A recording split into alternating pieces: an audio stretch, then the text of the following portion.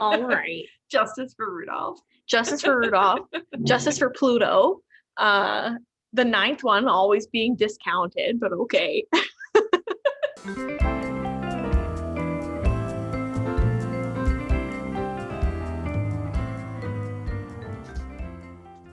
Welcome back to this week's Read This Next with Laura and Nicole. This week we are talking about, well, we're changing it up a little. We are going to be discussing mostly children's books this week. And because it's the holiday season, we're going to be talking about different holidays that are coming up, the winter season, and all the good books. Very exciting. Yeah, it is exciting. We're hoping that maybe some parents who might be interested in finding maybe some new holiday classics will check it out. And then maybe we'll see you, next time for another episode. And we're also going to be, as we're going to be talking about different books, and some of them are ones that were suggested by other library staff members. And we're going to have in the notes links, so where you can see where library staff members have recorded themselves reading some of these books. So there'll be some special story times attached as well. Mm-hmm. And I think I'm going to be doing one, and so's Laura. Yes. Yay! So those will be coming out soon, probably in December. So keep an eye out for those. And let's get started. I think the first few are staff recommendations. Do you want me to do you want to start? I do, because I want to just do a little talk about Christmas holiday favorites and how nice it can be to have a book that you return to year after year. And like everyone, the classic one, and Nicole said that the classic one in her childhood was The Night Before Christmas. And of course that was a favorite in my family as well, to the point where every Christmas, because I had a bunch of little cousins, every Christmas my older sister would read from the book and narrate it. My other cousin and I would dress up and play some of the characters, and then we'd make all the littlest cousins be the reindeer. Which they didn't love, and then as they got older, they kept being like, can I do a different job? No, you're the reindeer. You're the youngest. Just how it is. Yeah. Youngest, you're a reindeer. So that was always a special part of our group family Christmas. So we're going to talk about some different ones and how, maybe one of these will become part of your family Christmas traditions. Yeah. So one of the books that I'm going to share in my story time, it's called The Jolly Christmas Postman. So this is one that is not actually in the library collection, because we don't collect books that have pop-ups or little pieces that come apart for obvious reasons, right? If things are going to go out in the collection, they might not come back. So this is from my personal at-home library, but I know that it is available. You can purchase it. And if you're not able or interested in doing that, you'll be able to watch me read it to you. Perfect. And it's a really, really cute little story about a magic postman, jolly postman, who goes around to different fairy tale characters to drop off presents. Aww. So he drops off a little present to the gingerbread man, and he drops off a present to Little Red Riding Hood, and he drops off a present to Humpty Dumpty. So he goes around to these different characters, and then at the end, he gets a very special Christmas holiday present himself. So it's a very charming little story. So I want to invite you to keep an eye out for the video of that story. It is really something special, I think. I can't wait. Pop-up books are so fun, but you're right. Not even will they come back, it's will they come back in all one piece. The pop-ups are very hard to keep in one piece. They really are, even in one household, as I have found myself with just one child playing with a pop-up book. You lose pieces all the time. Little fingers, they don't have much skill for knowing how strong they are. Exactly. Many of our lift the flaps are very reinforced with lots of tape at this point. I bet. Yeah.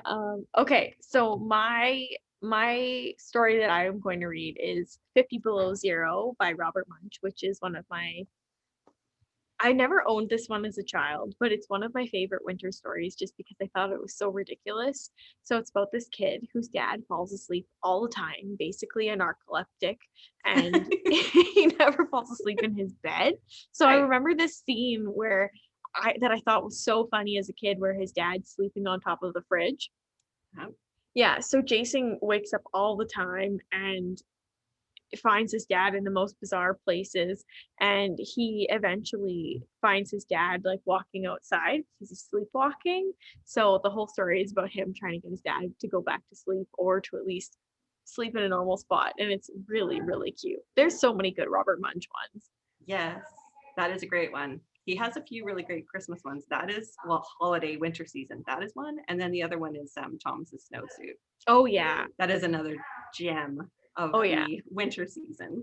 And Give Me Back My Dad is pretty funny too. My dad and I used to go ice fishing all the time, and just the idea that like a fish would be trying to fish for a human gets me every time. Like, yeah, I can see that. We're fishing. Why not?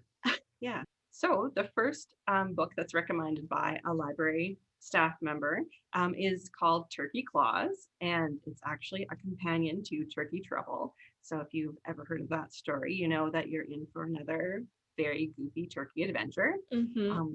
Yeah, so this is a turkey who is naturally enough concerned about being part of the turkey dinner at Christmas and not as a special guest, you know.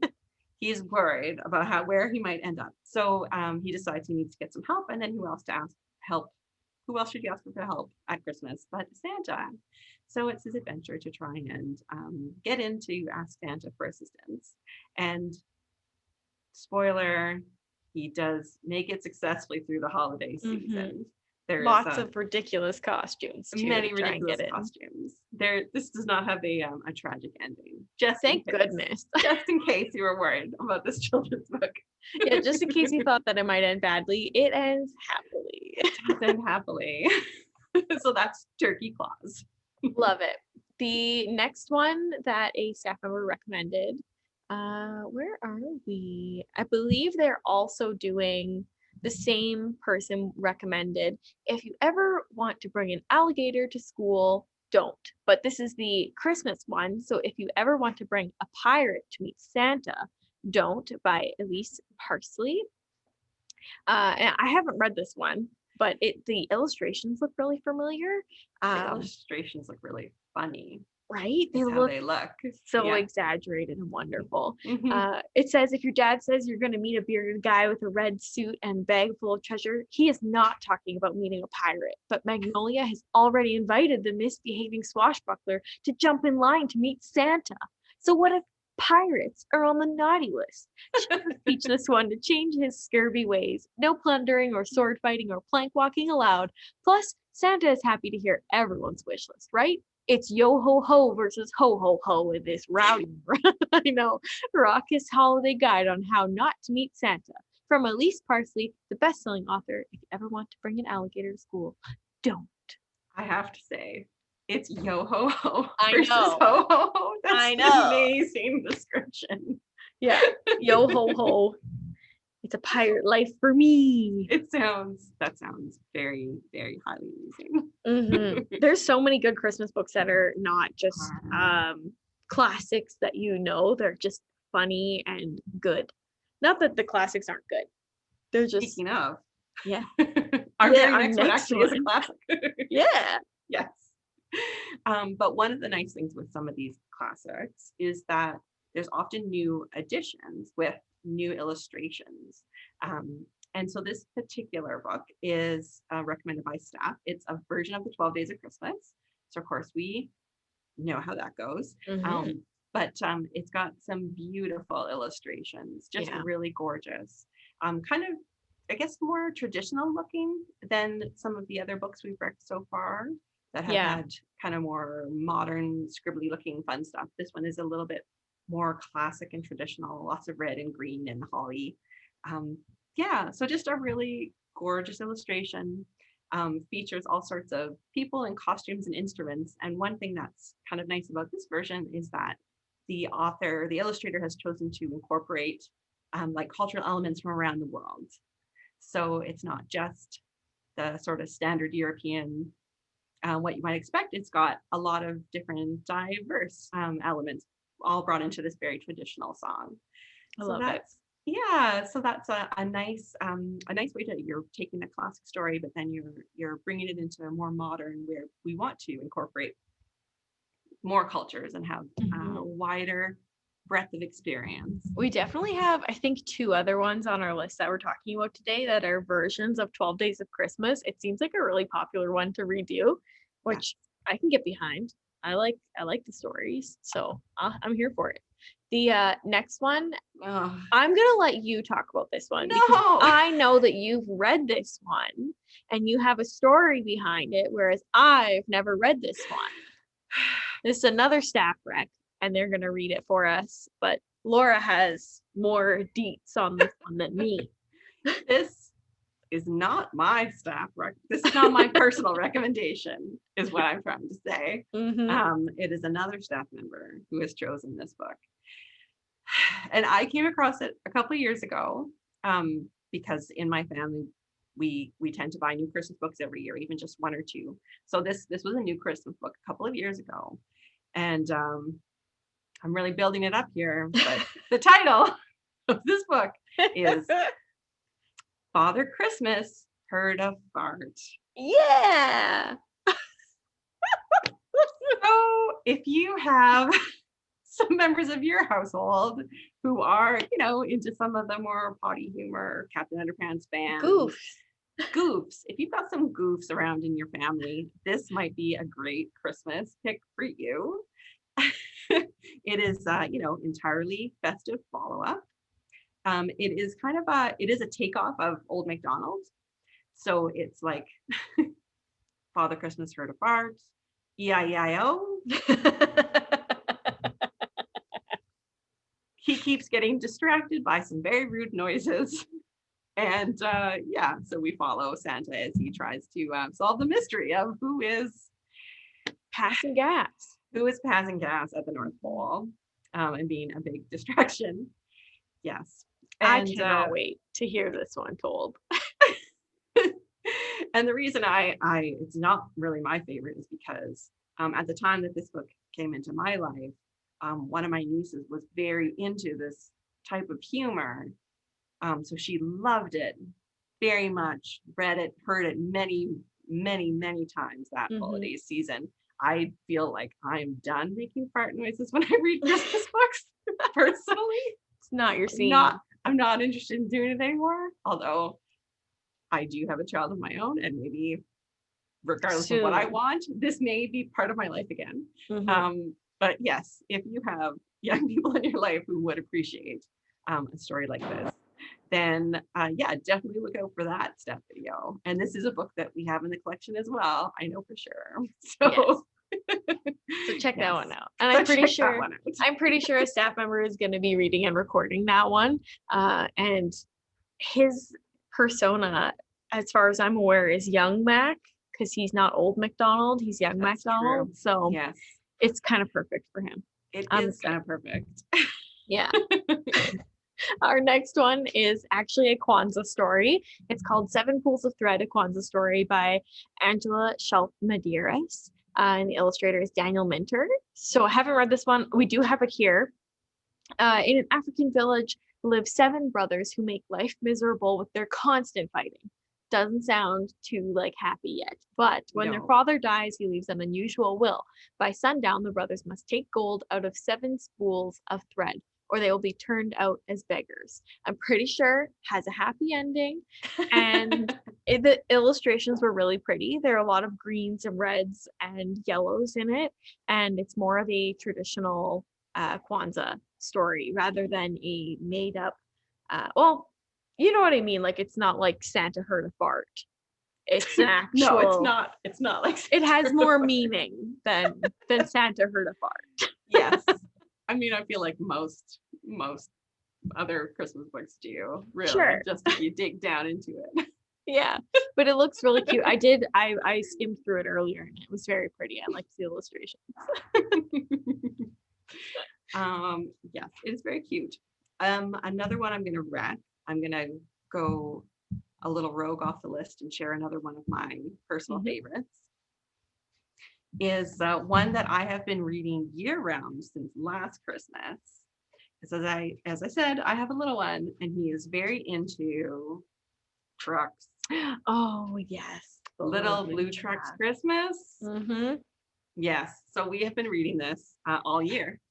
Wow. because you can't pack away the little blue truck, even if it is a Christmas book. But very cute. So if you have truck fans, it's what I like about these books, the little blue truck books in particular, is that it tends to have different farm animals, so you can practice your farm animal noises. But it also does a nice thing where you can practice counting. It's got pictures of like, in the pictures you can say like, you can see like, oh well, there's this many sheep, there's this many cows, whichever it is, so that as you're going, and you as a parent are very tired of beeping over and over, you can kind of take like a little mental break and be like, how many cardinals are on the page? Point to the red birds.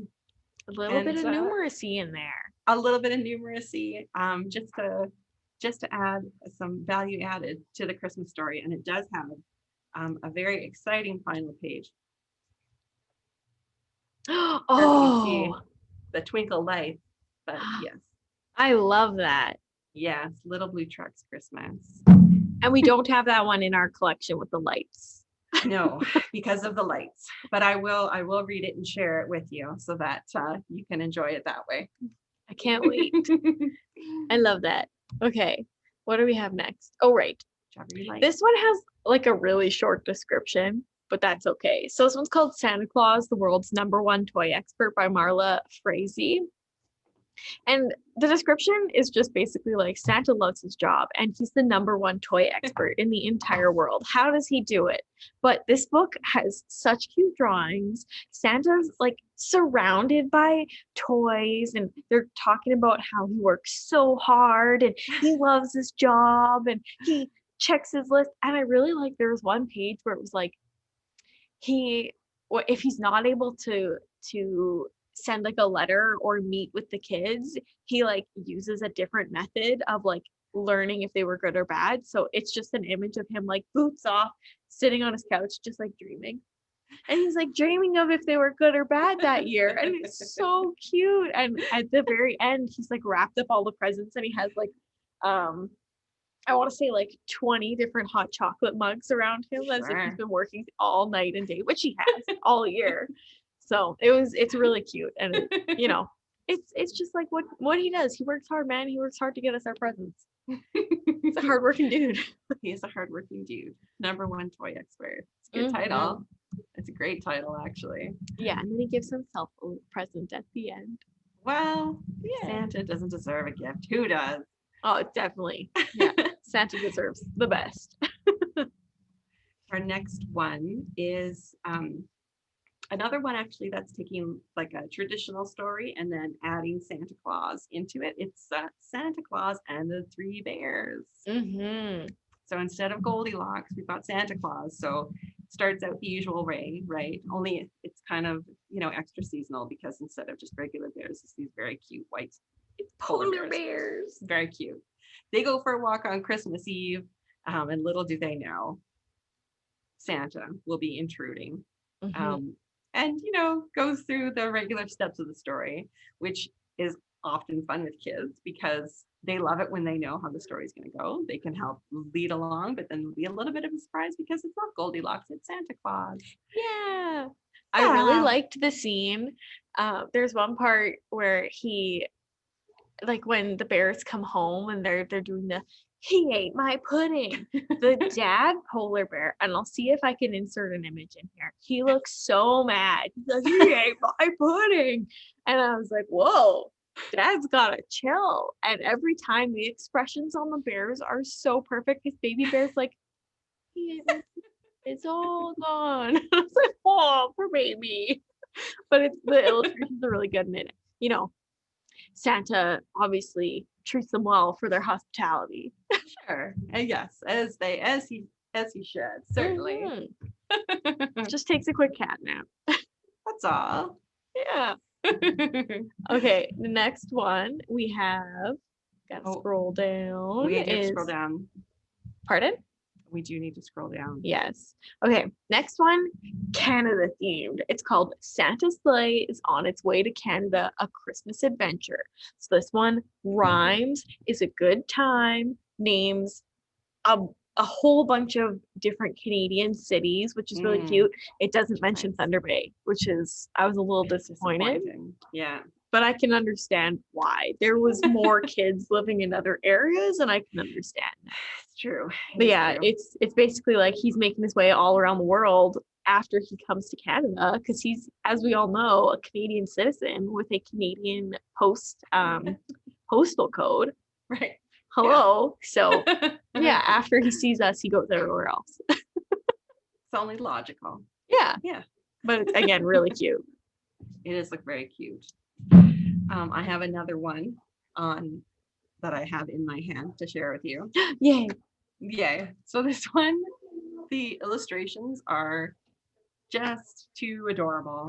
This book is called When Santa Was a Baby. Oh. Little tiny baby Santa. Yeah. Too precious. It is so cute. So it starts off when Santa was a baby, and like even from when he was a tiny baby, his parents already knew that, you know, he was special. He, instead of doing like baby talk, he already had big like ho ho ho's. And instead of, you know, liking to have you know, lots of presents at Christmas, he did like that part, but then he wrapped them all up and gave them away again. That's so sweet. It's very sweet. So we see Santa as he grows up and becomes Santa. See him as a young man. It's just really, really sweet. The illustrations are just beautiful, like just really warm. There's Santa having dinner with his parents. Oh, he looks so sweet. Yes. So that's just a young nice lad. one. Just a young lad, a strapping young lad. Very cute. Another nice, you know, Santa's life story. Mm-hmm. Santa, the toy expert. Santa as a baby. Just living his life. Living his life. Our next one is Clifford Celebrates Hanukkah.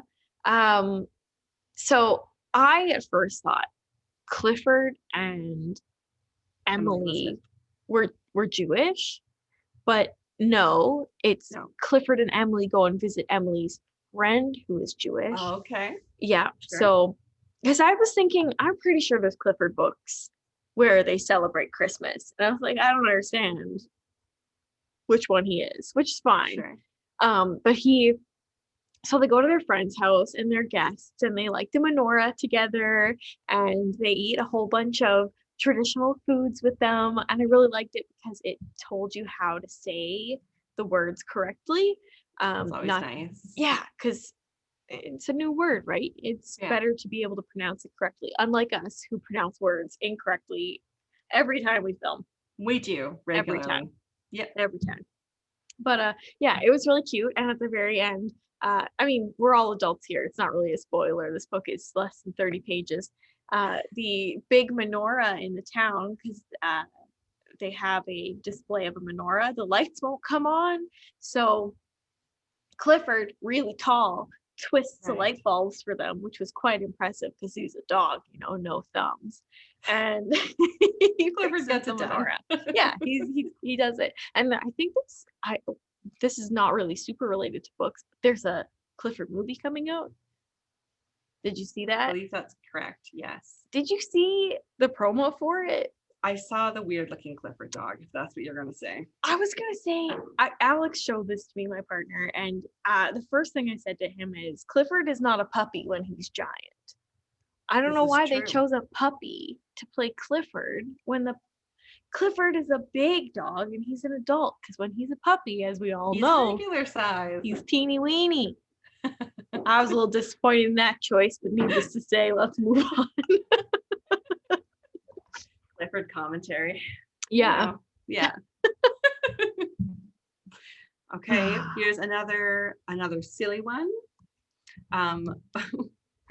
What did Santa use to pull his sleigh before he had reindeer? What else but dinosaurs? Obviously. So again, you know, if you've got dinosaur fans at home, Santa reminisces about the good old days. The T-Rex who wouldn't stop licking Santa. The I'm going to pronounce this dinosaur wrong. I believe the Myosaurus. ate presents when no one was looking. So they did kind of cause some problems. And Santa thinks the reindeer are a treasure, right? They're much, I'm sure they're much easier to handle than a dinosaur. Yeah. But then when he and his old dinosaur pals look in on a little girl who's sleeping, he admits that sometimes he misses the good old days with his dinosaur. I love the implication. I was talking about this book earlier with Patience, and she was like, so is Santa a caveman? And I was like, that's a good point. How long has Santa been around if he had dinosaurs pulling this sleigh at one point? Yeah, and it's really cute because he doesn't just go with the typical dinosaurs. He's like, yes, I had an Apatosaurus and an Ankylosaurus, and you're like, wow. So if your kids are into dinosaurs, this book is gonna tickle their brain with all the names of them. So something for everyone with Christmas, honestly. Yes, it's true. It's very true. Our next one is, where am I? Oh, I see. A Porcupine in a Pine Tree, which is one of the other classic 12 Days Before Christmas stories, but it of course uses Canadian things. So it's a porcupine in a pine tree, and it has like I think it's something like 10 Stanley Cups and 8 Maple Leaf players, and it's just got silly things in it, and it's really cute, and the drawings are much more simple, which I like, and I don't know, it's just Canadian themed. Heck yeah. Nice. I'm here for it. Yeah. We've got another cute silly one. Who will pull Santa's sleigh tonight? Unfortunately, all 8 reindeer have come down with the flu. What will Santa do? So just a nice, light, funny, goofy story about Santa trying to problem solve. Obviously, he has a deadline. What is he going to do? Mrs. Claus comes up clutch in the end, saves the day. Oh, wow. That's not surprising either. But isn't there 9 reindeer? Is there just 9 with Rudolph? Yeah. I don't know if Rudolph is always included in the traditional tales because he's not actually one of the. But this isn't a traditional tale. I'm just saying. All right. Justice for Rudolph. Justice for Rudolph. Justice for Pluto. The 9th one always being discounted, but okay.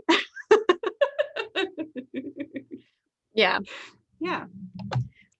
Regardless, our next one is The 8 Nights of Hanukkah by Leslie Newman. So this one, again, 12 days before Christmas, but this one only goes up to 8, and it's got really cute references to all different things. So it says something like 8 latkes, 5 dreidels, and all the very cute Jewish holiday related things, and it's sing along with it. You'll have a great time, just like all the other ones. It's really cute. So check that one out. And okay, the Pout Pout Fish. Classic. He is a fairly well-known character. If you've got little people in your house, they may have come across the Pout Pout Fish because he has many spin-off books, like the Pout Pout Fish goes to school, has a bad day, has a good day. Many. So now, of course, we have to have a Christmas version. So this book is called The Not Very Merry Pout Pout Fish. He's real sad because he's having a hard time finding the perfect gifts for everyone. Pout Pout Fish books rhyme, so they're gonna grab young kids' attention. Lots of fun rhythm, kind of bouncy story, and you gotta go along with him as he's on his holiday shopping quest. Very cute. Our the people who work at the library, for those who don't know, that put the stickers on the book and tell you where to find them in the online catalog are called cataloging staff or technical services, depending on admit or acquisitions. They've got a few different titles, but mostly they are catalogers. They were asking me yesterday what a Pout Pout Fish was. And I had to explain, it's not his name. He just is a Pout Pout Fish. Yeah, it's a lifestyle. It's like he is a salmon, he is a trout, he is a Pout Pout Fish. I had to recite. I was like, he's a Pout Pout Fish with a pout pout face, and he spreads strawberries all over the place. And they were like, what? And I'm like, He's a pout fish with a pout face. They're just like, okay. And then they, understood once they remembered that pout like meant sad. Sure. Yeah. Well, Yeah. pouting. Yeah. Yeah. Because then I said, and then he's a kiss fish. So definitely Sure. not his name. Mm-hmm. Unrelated though. I mean, well, related, but ooh, our actual ones in here got a little goofy looking. What happened here? Oh, Dinosaur Christmas. I see. Okay. Our next one is called I Got the Christmas Spirit by Frank. Nope. I was going to say by Frank Morrison. That's the illustrator. It's by Connie Schofield Morrison. It looks like it's a fairly recent one. Yeah? Yeah. It looks like a newer book. I think so. And so is our next one. So the description is, as she and her mother enjoy the sights and sounds of the holiday season, a young girl feels the Christmas spirit in every jingle, yum, and ho, ho, ho. And it looks really sweet. The images are just really cute. Yeah. Very, very darling.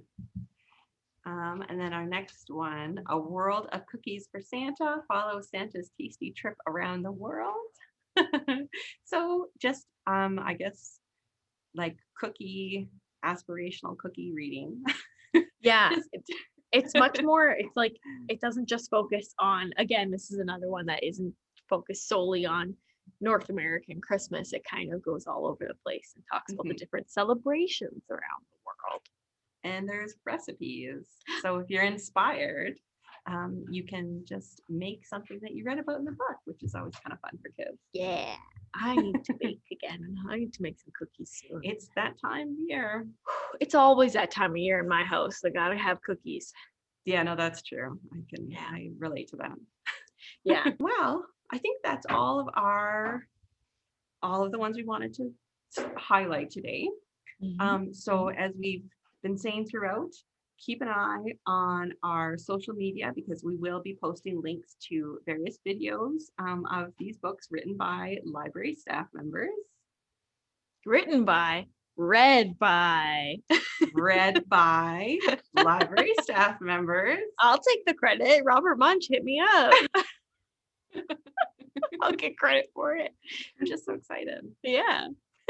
Yeah, keep an eye out for them. They're coming out soon. We'll have a few of them ready for you guys. That because not all the Christmas books are available because some people get them early. So this way everybody can have a chance to read and watch them, even if they're not available on our shelf this year. Exactly. Mm-hmm. So this is actually our last episode for the year. So we will be, pardon? It's the last 2020 episode. Yeah. So we'll be coming back the second Friday. No, we haven't picked a date yet. We will be coming back January, most likely the second week. Like we won't be here on the 4th. That's too soon. We're not going to be in the library building. So we'll be back somewhere between the 4th and the 8th, I think it is. Yes. And yeah, we want you guys to all have happy holidays and a great New Year's Eve and all that fun stuff. And we'll see you all next year. Bye.